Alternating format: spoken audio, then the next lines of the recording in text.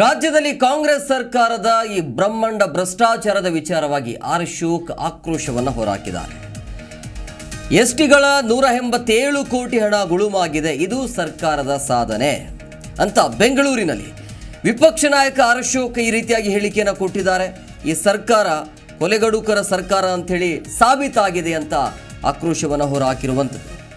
ಅಧಿಕಾರ ಸಿಕ್ಕಿದ ಮೇಲೆ ದಲಿತರು ಉದ್ಧಾರ ಆಗಿಲ್ಲ, ರಾಮಾಯಣ ಬರೆದಂತಹ ಕಾಂಗ್ರೆಸ್ಗೆ ರಾಮ ಕಂಡರೆ ಆಗಲ್ಲ ಅಂತೇಳಿ ಹೇಳಿಕೆಯನ್ನು ಕೊಟ್ಟಿದ್ದಾರೆ.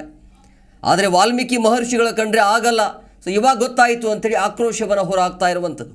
ಅಂದರೆ ಈ ರಾಜ್ಯ ಸರ್ಕಾರ ಬಂದಾಗಿನಿಂದ ಏನೆಲ್ಲ ಆಯಿತು ಅನ್ನೋದನ್ನು ಪ್ರಸ್ತಾಪ ಮಾಡ್ತಾ ಇದ್ದಾರೆ. ರಾಜ್ಯದಲ್ಲಿ ಕಾಂಗ್ರೆಸ್ನ ಬ್ರಹ್ಮಾಂಡ ಭ್ರಷ್ಟಾಚಾರದ ವಿಚಾರವಾಗಿ ಮಾತನಾಡಿದರು. ಎಸ್ಟಿಗಳ 187 ಕೋಟಿ ಹಣ ಎಲ್ಲಿ ಗುಳುಮಾಯಿತು, ಇದು ಸರ್ಕಾರದ ಸಾಧನೆ ಅಂಥೇಳಿ ಬೆಂಗಳೂರಿನಲ್ಲಿ ವಿಪಕ್ಷದ ನಾಯಕ ಆರ್ ಅಶೋಕ್ ಈ ರೀತಿಯಾಗಿ ಹೇಳಿಕೆಯನ್ನು ಕೊಟ್ಟಿದ್ದಾರೆ.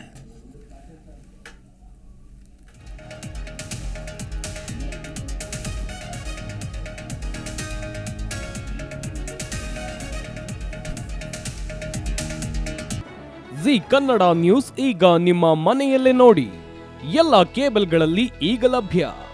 ಸನ್ Direct 292, Jio TV 1334, U digital 162, city cable 51, GTPL 17, Abhishek cables 821, rock line telecommunication 51, Shri Basaveshwara number 60, Vinayaka digital number 53, in digital number 896ರಲ್ಲಿ ನಿಮ್ಮಿಸ್ತದ ಜಿ ಕನ್ನಡ ನ್ಯೂಸ್ ನೋಡಿ ಆನಂದಿಸಿ.